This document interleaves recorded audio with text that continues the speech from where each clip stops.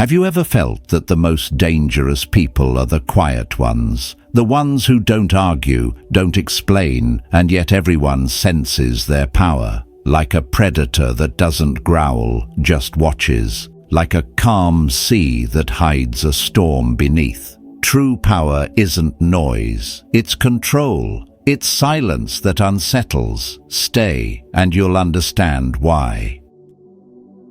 As we step into the first chapter, picture this. You stand before a storm that was meant to break you, yet somehow you remain unmoved. Around you, the world demands a reaction. Voices rise, eyes wait. Chaos stretches its claws toward your calm. But you, still centered, aware, do not yield. That is the kind of strength few ever master. The kind that does not shout. The kind that does not need to prove. The kind that rules itself first.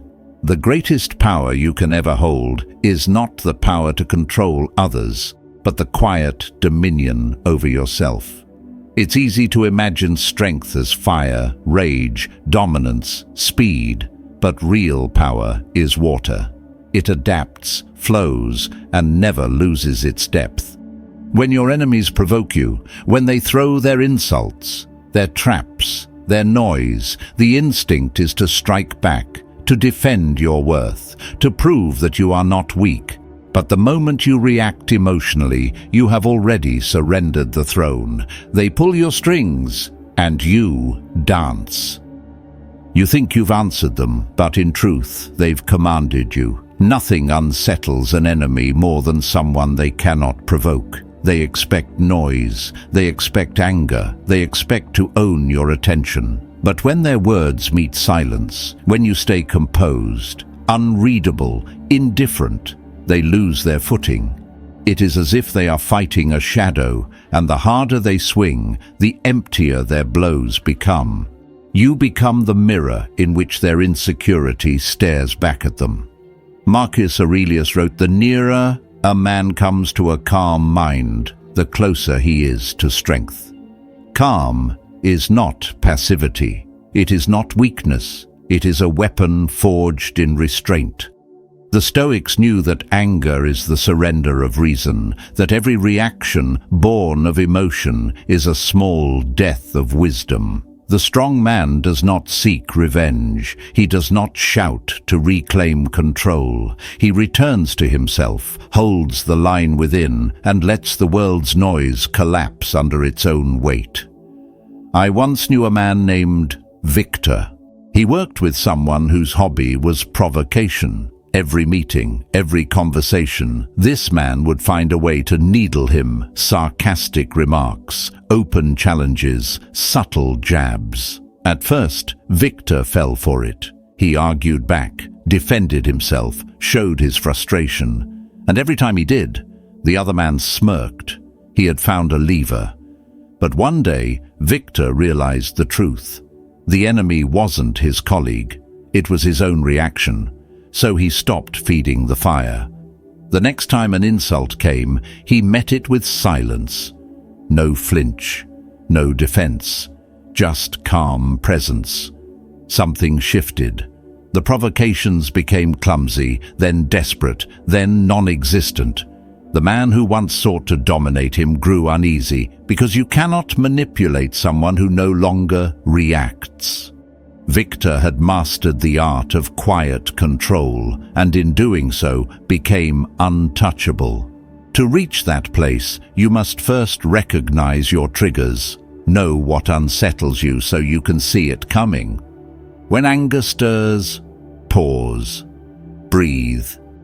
Imagine Marcus at dawn, writing his meditations before the city woke. Picture Seneca reminding himself that insult is only wind. It cannot bruise the soul unless you invite it in. That is discipline. That is self-command. Strength is not built in the easy moments. It is forged in the seconds between the wound and the response, between what happens and what you choose to do about it. Each pause becomes a declaration. You do not own me. My peace is not for sale. In a world that worships reaction, composure is rebellion. Every time you refuse to be provoked, you rise above the noise. You teach others without a word that their chaos cannot reach you. That is how a Stoic wages war, with clarity, not fury. So when the next storm comes, and it will, do not raise your voice. Raise your standard. Stay still. Stay aware. Let them burn their energy against your silence, because calm is not born in still weather, it's forged in the fire of restraint. And as you hold that silence, you'll feel something shift inside you. You'll see that control is not a chain, it's freedom. The one who commands himself commands every room he walks into. The one who stays calm becomes unshakable. And in a world built on noise, stillness will make you unstoppable. Now, let's move forward to the next realm of power, the place where calm turns into presence and silence itself begins to command respect. Moving into the second chapter, imagine a room full of noise, voices competing, laughter echoing, egos colliding. Yet when one person enters, the air shifts. Conversations soften, heads turn, not because he speaks first, but because he doesn't need to. His calm draws attention more powerfully than any display of dominance. His silence doesn't shrink him. It defines him. That is the essence of true confidence. Confidence that doesn't need to be loud, that doesn't seek approval or beg for attention. It simply is. A quiet force that commands respect the moment it appears. This kind of presence is not born from arrogance. It comes from certainty. When you know who you are and what you stand for, you stop performing. You stop trying to convince anyone. Your posture, your movements, your gaze, each one becomes a declaration that you are grounded within yourself. The Stoics understood this truth deeply. They believed that the man who governs his own mind naturally governs his surroundings. Lao Tzu once wrote, "Silence is a source of great strength," and the Stoics would have agreed, because silence is not emptiness, it is containment. It is the mark of someone who no longer chases the approval of the crowd. When you can walk into a room and hold your space without a single word, you are no longer waiting to be validated. You have already validated yourself. I once knew a man named Marcus. He wasn't the loudest in the room. He didn't demand attention. He rarely spoke unless it was necessary. Yet somehow, wherever he went, people listened. His posture was upright but relaxed, his eyes steady but kind, his gestures deliberate. When he entered a conversation, the energy around him changed. People naturally quieted, not because he demanded silence, but because his presence invited it. He didn't need to raise his voice. His calm was louder than sound. His composure drew respect before a single word was spoken. And here's what I realized from watching him. Confidence is not about expanding outward. It's about anchoring inward. Most people try to fill the room with noise, gestures, explanations, trying to prove their worth. But the one who has already accepted his worth doesn't compete for space. He becomes the space. He doesn't walk to be noticed. He walks to move with purpose. He doesn't talk to impress. He talks to connect. There is a power in that quiet self-assurance that borders on the sacred. To cultivate such presence, start with the body. The Stoics saw posture as an outward reflection of the soul. Stand tall, shoulders back, head high, not as an act of pride, but of alignment. A reminder to carry yourself with dignity no matter where you are. Then move with intention. Don't rush. Don't fidget. Every movement should have meaning. When you pour awareness into your gestures, you communicate steadiness before you even speak. And finally, embrace silence. The insecure man fears silence because it reveals him. The wise man welcomes it because it strengthens him. Seneca once said, "A well-ordered mind is a fortress." That's what quiet confidence truly is, a fortress. Not built of walls and stone, but of calm and certainty. When you carry that inner order, the world can feel your presence even before you arrive. You won't need to announce yourself. People will simply sense that you cannot be shaken, so walk into every room with quiet authority. Don't rush to fill the silence. Become the silence that fills the room. Let your calm be your language, your posture, your proof, your stillness, your statement. Because in a world that mistakes volume for value, the man who can remain steady without shouting becomes unforgettable. And as we continue forward, let's explore what comes next when your silence turns into motion and your motion begins to speak louder than any words ever could. Advancing to the third chapter, picture a world drowning in noise, every corner filled with people announcing what they will do, who they will become, how great their future will be. Endless words, empty promises, the air heavy with declarations, but light on proof. And yet, somewhere in that chaos, there is a man who says nothing. He simply works, quietly, consistently, and while others perform, he builds. While they speak, he transforms. That is real power, the kind that doesn't advertise itself, the kind that doesn't need applause to feel alive. The Stoics understood this long before we did. They believed that virtue, discipline, and strength were never to be discussed, only lived. Epictetus said it best: "Don't explain your philosophy, embody it," meaning don't talk about your path, walk it. Let your steps be the only announcement anyone ever hears. You see, the strong man does not waste his breath proving his worth. He understands that words are fragile, they can be twisted, doubted, or forgotten. But actions carve themselves into stone. They outlast every opinion, they silence every critic. When your results speak for you, you no longer need to explain who you are.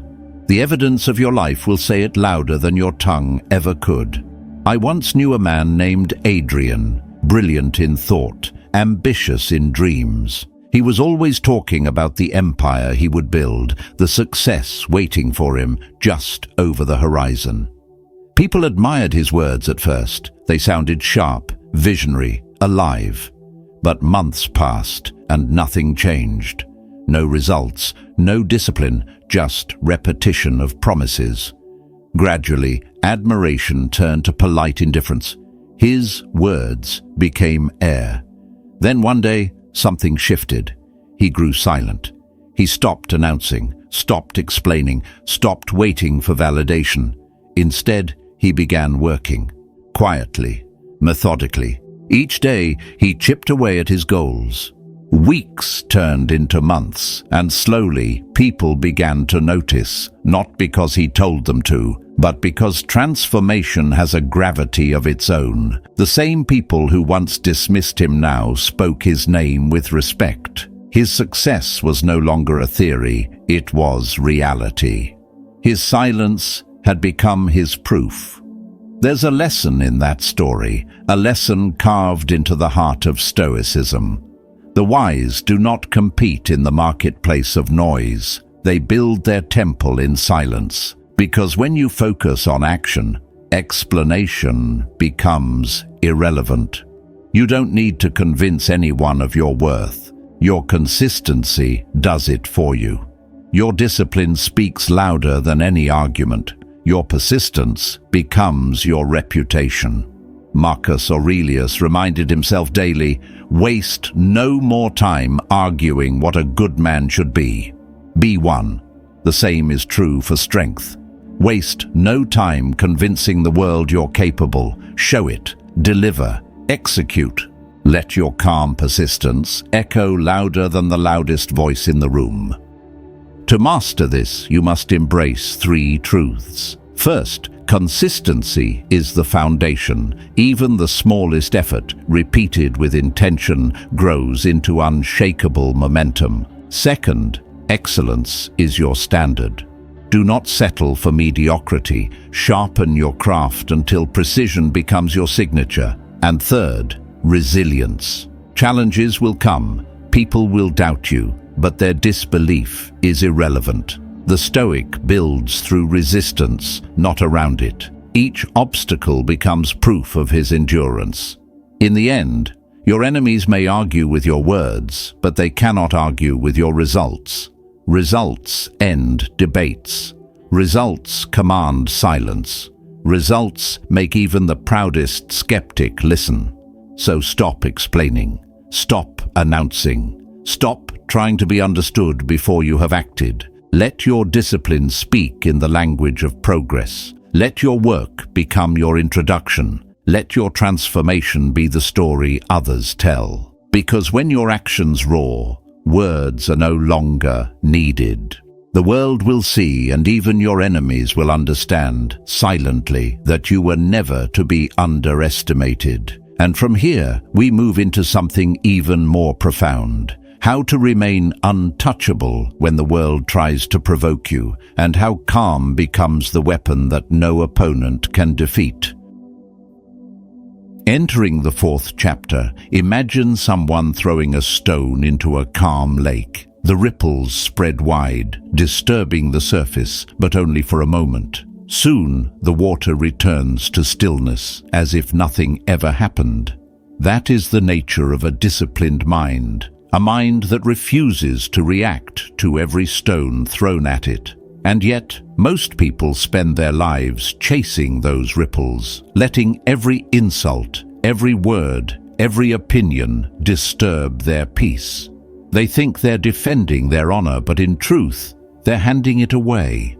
Nothing exposes weakness faster than an emotional reaction to an insult. When someone attacks you with words, your instinct is to respond, to defend, to explain, to strike back. You want to prove them wrong, to protect your dignity. But here's the quiet truth the Stoics lived by. The moment you react, you surrender control. You've just confirmed that they could reach you, and once they know that, they'll do it again. They'll press the same buttons. They'll find new ones, because your anger is a map to your weaknesses. Epictetus wrote, "It's not what happens to you, but how you react to it that matters." Those words hold the key to inner power. The insult itself is nothing but air, a vibration of sound, gone in seconds.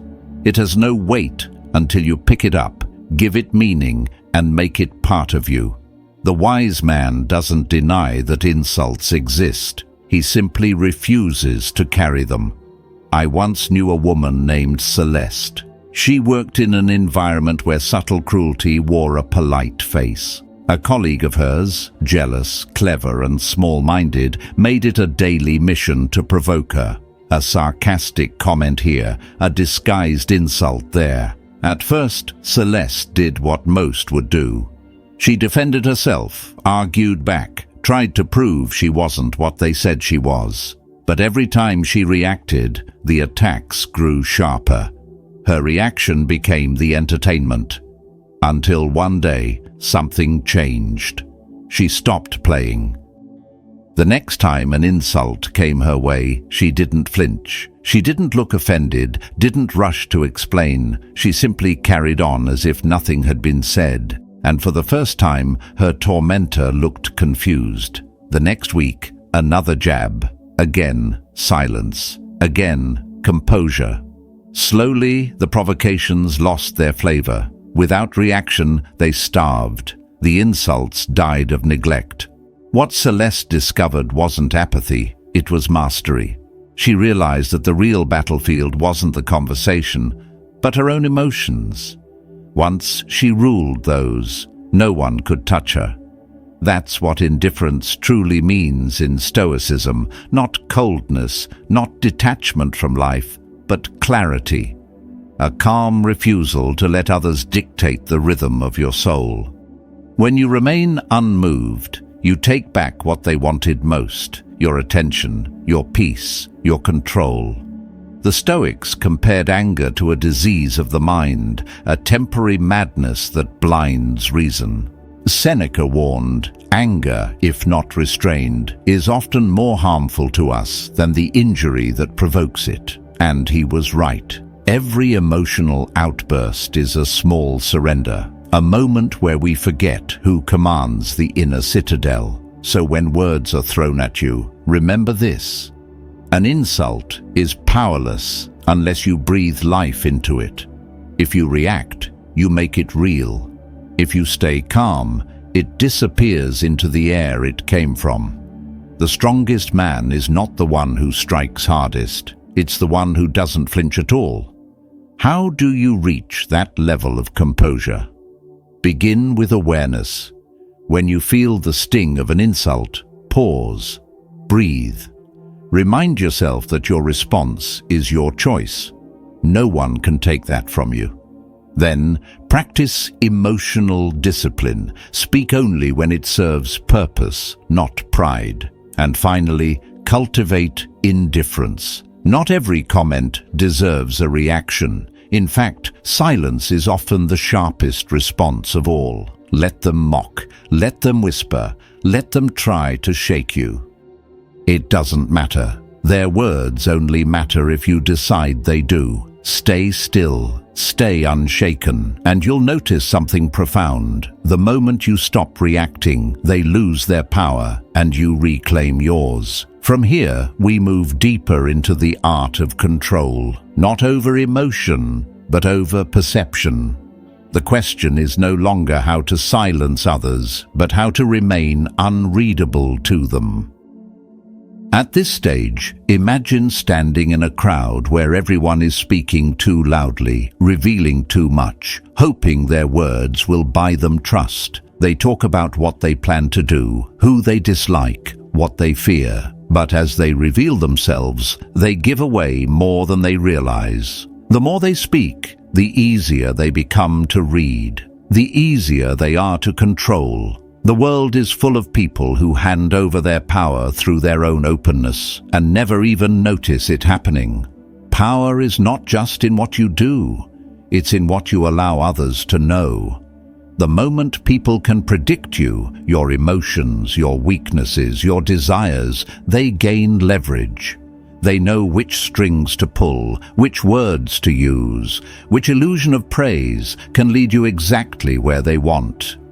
The Stoics understood this long ago. Control of the self begins with control of exposure. You must know when to reveal and when to remain silent. Epictetus taught that freedom lies in mastery of perception, your own and others. To the wise, transparency is not a virtue if it exposes the soul to manipulation. The Stoic does not lie, but neither does he scatter pieces of himself carelessly. He reveals what is needed and withholds what is sacred, not to deceive, but to protect the fortress of his mind from intrusion.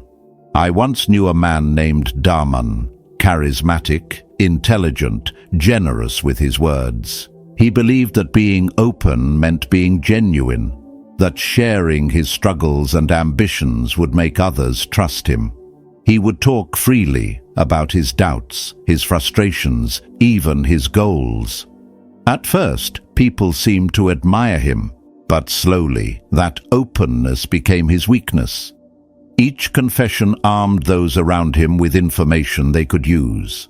When he mentioned feeling overwhelmed, his superiors piled on more pressure. When he admitted a mistake, his peers whispered it behind closed doors.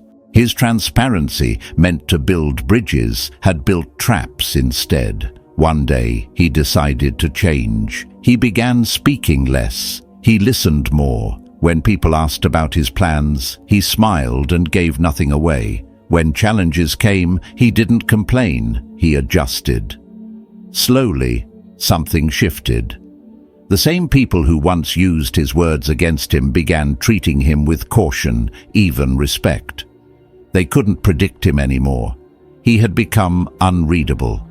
And in that silence, he found peace. He learned that sometimes the greatest statement you can make is to say nothing at all. Marcus Aurelius once reflected, "The soul becomes dyed with the color of its thoughts." Guarding your inner world means choosing who gets to see those colors. Not everyone deserves access to your fears, your wounds, your dreams.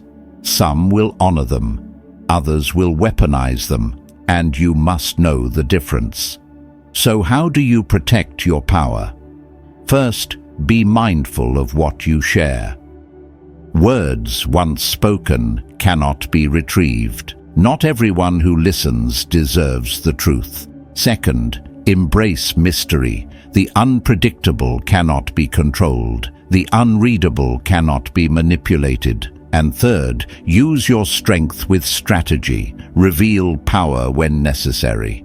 Appear ordinary when it serves you. The Stoic doesn't reveal his hand. He lets the world wonder what he might do next. When you hold your silence, others project their assumptions onto it. Let them. Their curiosity becomes your shield.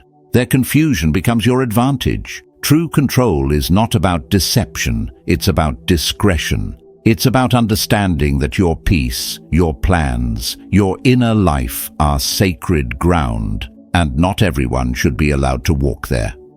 Remember this: the less others know about you, the more they must respect what they cannot define.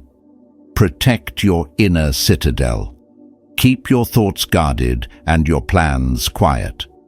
Let your composure be a riddle no one can solve. Because when you master the art of being unreadable, you become impossible to manipulate and untouchable in every sense of the word. From here, we move to the next layer of mastery, the art of silent execution, where your power no longer needs display, because your results will do the speaking for you. From here, picture a crowded marketplace where everyone is shouting, each voice fights to be heard, each person desperate to be seen. Promises fly through the air like dust, plans, dreams, declarations. But amid the noise, one figure walks silently through the crowd. No announcements, no explanations, just quiet focus. And somehow that silence commands more power than all the noise combined. The loudest people are rarely the most powerful. Those who constantly announce their next move, who broadcast every ambition, are the easiest to stop. Because once the world knows your path, it also knows where to block you. True strength doesn't crave attention, it thrives in restraint. The Stoics understood this deeply. They knew that the man who guards his plans guards his peace. The one who reveals everything opens the door to interference, envy, and doubt.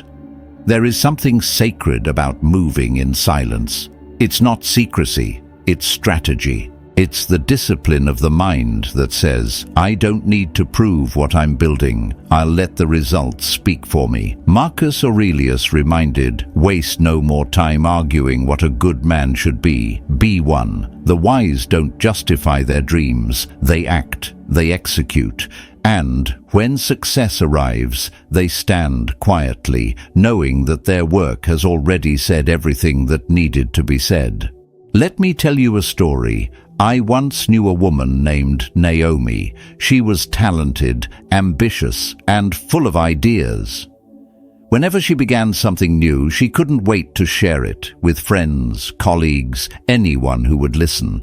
It felt exciting, almost empowering to speak her dreams aloud. But slowly, she began to notice something. The more she talked, the harder her path became. People questioned her choices. Some offered advice that only planted doubt. Others disguised their discouragement as concern. And worst of all, she began to lose her own conviction under the weight of their voices. Then one day, Naomi made a quiet decision. She stopped announcing her plans. No more updates, no more validation seeking. She poured her energy where it mattered, into the work itself. For months, she said nothing, just moved steadily forward while the world stayed unaware. When she finally succeeded, there was nothing anyone could say, no argument to make, because her results were undeniable. Her silence had been her armor, her execution the only proof she needed. That is the art of Stoic action, to let your progress unfold without the need for applause. The moment you announce your plan, you invite the world into it. And with that invitation comes resistance. People will doubt you, interrupt you, distract you, and sometimes even sabotage you. But when you move quietly, no one can predict your next step. You eliminate opposition before it ever begins. You become, as Marcus Aurelius described, a rock against which the waves break and still stand firm. So how do you cultivate this kind of silent strength? First, keep your plans to yourself. Let your ambition burn privately, where no one can extinguish it. Second, stay focused. Talking about your goals tricks the mind into feeling progress. It gives you satisfaction without achievement. Don't speak of doing, do. And third, let your results be your voice. A man who delivers does not need to convince. A woman who acts does not need to explain. The world recognizes quiet excellence long after the noise fades. Your silence is your shield. Your consistency is your weapon. And your results, those are your legacy. The Stoic does not need recognition to move. He acts from duty, not from applause. The less he says, the more gravity his presence holds. So work in shadows. Build your foundation where no one is watching. Then, when the moment comes, emerge not with words, but with proof. Let your success announce itself. Let your silence make the loudest sound of all.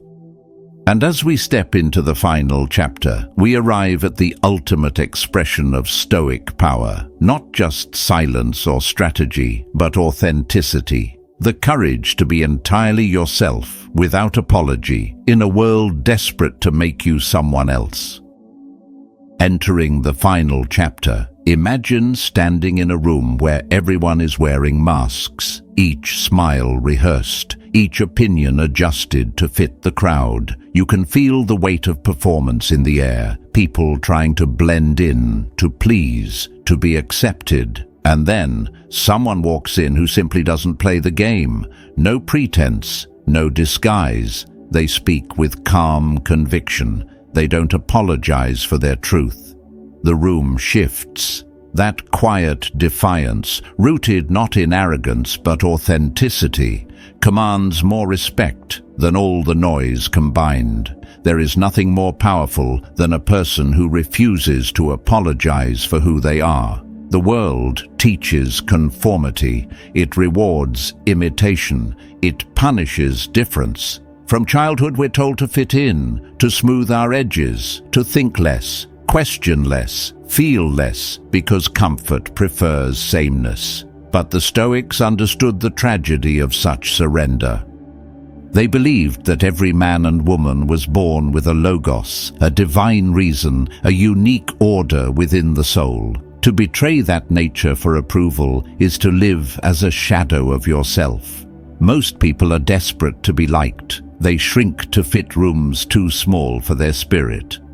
They suppress their opinions, laugh at jokes they find dull, downplay their strengths to keep others comfortable. They live on the leash of public approval and call it peace. But here's the truth. The moment you stop chasing validation, you become untouchable. When you no longer need to be liked, you become free, and nothing unsettles people more than someone who doesn't seek their approval. Epictetus wrote, "If you wish to improve, be content to be thought foolish and stupid." The Stoic understood that freedom doesn't come from acceptance, it comes from independence of opinion. The crowd may misunderstand you, mock you, even reject you. Let them. Their noise cannot reach the man who stands firmly in his nature. I once knew a man named Elias. For years he tried to be everything others wanted him to be. In one circle he was quiet and agreeable. In another, loud and confident. He laughed when he didn't feel joy. He agreed when he didn't believe. On the surface, people liked him. But beneath that surface, he felt empty. He had bent himself so many times that he no longer knew his true shape. Until one day, the mask cracked. He stopped pretending. He began to speak honestly, even when it made others uncomfortable. He stopped diluting his ideas just to fit in. And something remarkable happened. The same people who once dismissed him began to respect him, not because he had changed into someone new, but because for the first time he was whole. Some couldn't handle his authenticity and drifted away. Others, the right ones, drew closer. Either way, he won. Because he no longer needed to perform for anyone, he found peace in self-respect, and from that moment, no one's opinion could touch him. Marcus Aurelius said, "It is not the man who has too little, but the man who craves more that is poor." Craving approval is poverty of the soul. But when you begin to live by your own standards, you discover a wealth that cannot be taken: dignity, confidence, freedom. So how do you live unapologetically? First, stop seeking validation. You don't need anyone's permission to exist as yourself. The moment you stop begging for approval, you claim your power. Second, embrace your uniqueness. The world may not understand it, but that's exactly why it needs it. Your difference is not a flaw, it's your signature. And finally, live by your own code. Not the rules of the fearful or the bitter, but the principles of your inner reason, your logos. When you live authentically, you cannot be manipulated. The world fears what it cannot control. And authenticity, once claimed, becomes a kind of armor. You stop being swayed by opinions because you've anchored yourself in truth.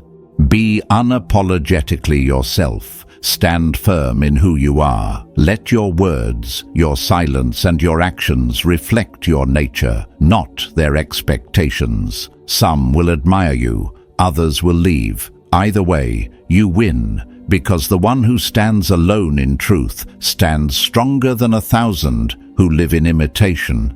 And this is where the journey ends and begins again, because the end of imitation is the beginning of truth. The Stoic path isn't about becoming someone else, it's about returning to yourself, quiet, steady, unmoved, a soul that no longer needs approval to be at peace. True power begins the moment you stop asking for approval and start standing in your own truth. When you no longer shrink to fit into small places, you rise above them. You become untouchable, not through defiance, but through quiet certainty. Strength is not about control. It is about knowing who you are and walking with peace in a world that wants you to shout. If this message spoke to you, write power silent in the comments to anchor it within. And if you wish to keep deepening this calm strength, subscribe to walk this path with intention. Remember, the strongest presence is the one that stays still when the world trembles. Stay calm, stay aware, and be ready for what comes next.